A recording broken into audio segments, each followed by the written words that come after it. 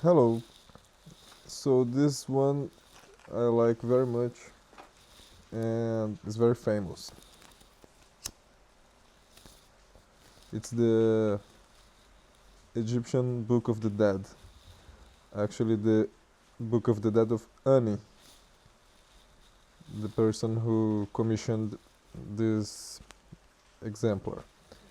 He is actually a very big papyrus and this is just a little piece of it. So here we have Ani and he's watching his heart being weighted by Anubis against the feather of Maat. Maat is the cosmic order or truth and symbolized by this feather. And here we have the baboon Toph, who is actually taking note over here about the result of the weighting of the heart. And here we have Anis Ka in the form of a bird.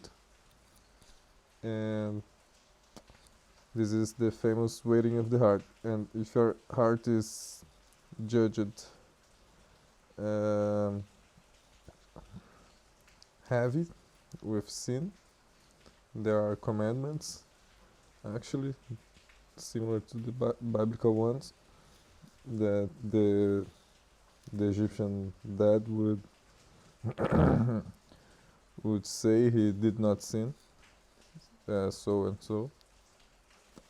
He did not commit so and so, and if he did, if his heart was heavy, it would be eaten by this monster, which I forgot the name, but has the legs of a hippopotamus and other legs of uh, cheetah or leopard and the head of a crocodile. So if you were eaten by her, it would be death.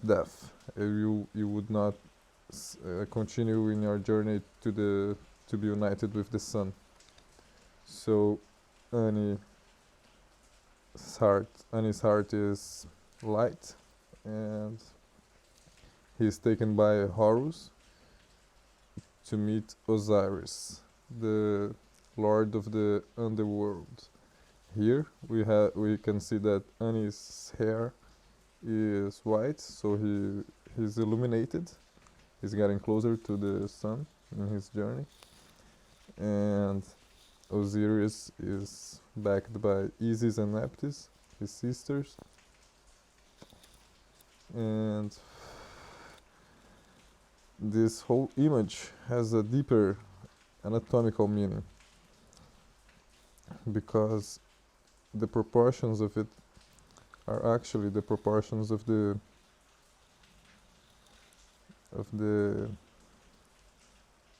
human central nervous system with the spinal column and the head.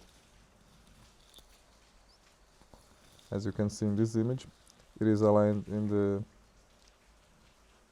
the end here and here. And in the beginning, we can see that these gods are aligned with some vertebrae, more or less, more than less. And Anubis here is holding two vertebrae, and the axis of the balance is in this vertebra. Anubis is here, very well centralized. The monster. Here Ani with Horus. Look at the arm of Horus here. And the end of the column, which is here with the nose. Here, the end of the column is right here in this pillar, which is the space where Osiris has his throne. So Osiris here is the brain, and the alignment is very precise. So here we can see Osiris as the brain, with Isis and Nephthys behind him. The Osiris is just in the beginning of the brain. Here is the end of the spinal column, the brainstem. And the alignment in this position is also very good. Here Annie is touching one vertebra. Here Horus and Annie another one. The monster here, pretty, his legs here in the same axis as this vertebra. Anubis here, Anubis no, Thoth here, Anubis here, touching these two vertebrae and his head also. The alignment with the gods up here is good also. The Ka in the beginning of the curvature, and here the sacrum, which Ani is also touching here, and his wife here, and in the end here in her hand. So the alignment is very good. And the symbolism is very rich and full, and I'm not nearly close to exhausting it. Here is another image, bigger version of the last one. The same papyrus, the continuation. Here's the beginning, the actual beginning of the papyrus, and there is another image here, and the one I already showed.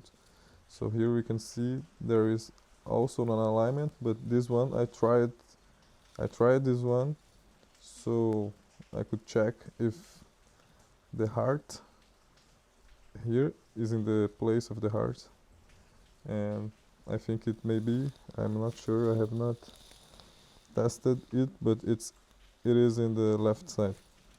The alignment is also good, some pertinent connections here, but actually this image, it's what I want to show you.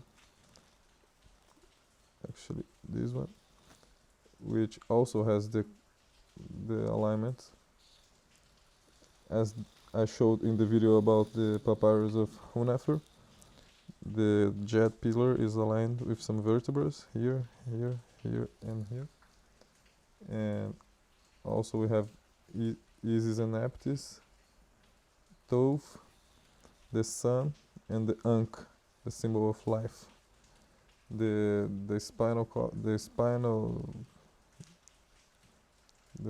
column ends in here with the hands, the brain, the skull, symbolized by the sky band. The sky band is the skull, the sun is the brain, the hands mark the end of the spinal column, the jet pillar here in the base. Okay, so since we are already seen some papyrus, I will show another one with the same kind of symbolism, but not with different configurations. And here it is. So very nice. We can see here some winged snakes, some gods and goddesses.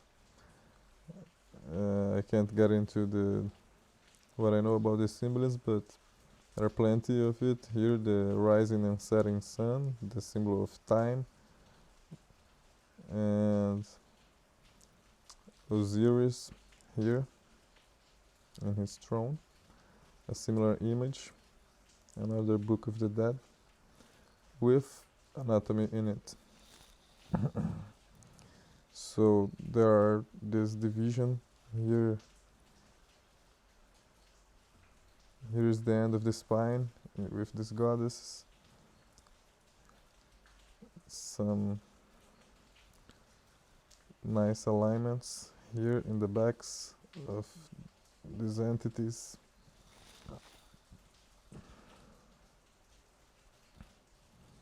Here in these two rabbit-headed gods, this snake here, very good alignment, and the sacral.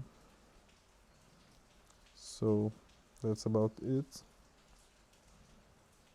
It's a very nice image, all of them. So this is the most of the Egyptian images I want to show. There are some more, but these are my basic ones to introduce the theme. The Egyptians were very explicit with anatomy in their symbology, but other cultures I will show in the next videos are quite clear, but not so colorful and specific as the Egyptians. What I just realized is the hand of Osiris is kind of in this axis with these emblems of his authority.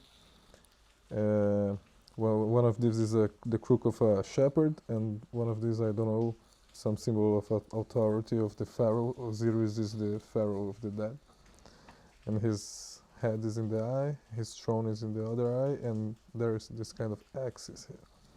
So I just saw that, but as I was saying, some more images of some other cultures will be very nice. And until the next video, goodbye.